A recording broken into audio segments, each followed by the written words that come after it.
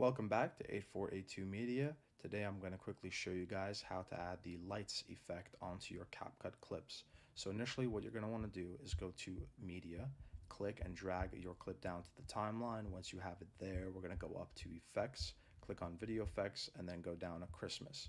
Once we're here, we can actually scroll down and find Light Effect, click and drag it down to the timeline, and we can move it anywhere we'd like on the timeline, and we can increase the length for it to fit the entirety of the clip or the entirety of the timeline. So with it being selected, we're going to go up to the special effects, and then we can decrease the atmosphere and increase the speed or decrease it. So I'm going to increase it to the max.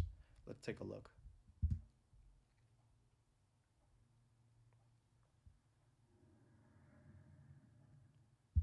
Thank you guys for watching. If this was helpful in any way, please leave a like down below. If you have any questions, comment down below.